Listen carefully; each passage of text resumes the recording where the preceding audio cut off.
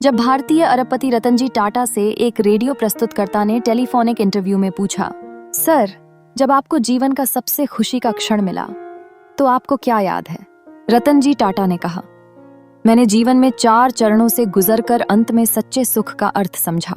पहला चरण संपत्ति और संसाधन जुटाने का था, लेकिन इस चरण में मुझे वह सुख नहीं मिला जिसकी मुझे तलाश थी। इसके बाद दूसरा चरण आया जिसमें मैंने कीमती वस्तुएं और चीजें इकट्ठा करना शुरू किया, लेकिन मुझे समझ आया कि इन चीजों का प्रभाव भी क्षणिक होता है और कीमती वस्तुओं की चमक लंबा समय नहीं टिकती।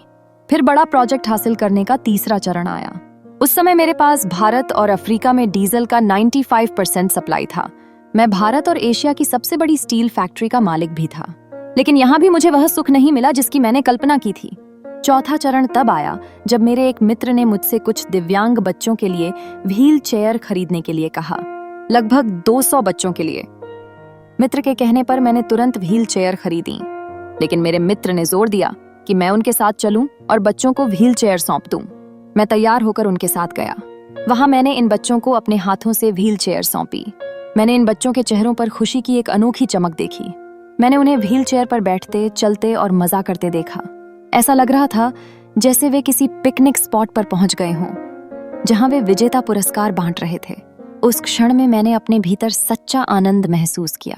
जब मैंने वहां से जाने का फैसला किया तो एक बच्चे ने मेरा पैर पकड़ लिया। मैंने धीरे धीरे अपने पैर को छुड़ाने की कोशिश की, लेकिन बच्चे ने मेरे चेहरे की ओर देखा और मेरे पैर को पकड़े रखा। मैंने झुककर उस बच्चे से पूछा, क्या तुम्हें कुछ और चाहिए? उस बच्चे ने जो जवाब दिया, उससे मुझे न केवल हैरानी हुई बल्कि जीवन के प्रति मेरा दृष्टिकोण भी पूरी तरह से बदल गया।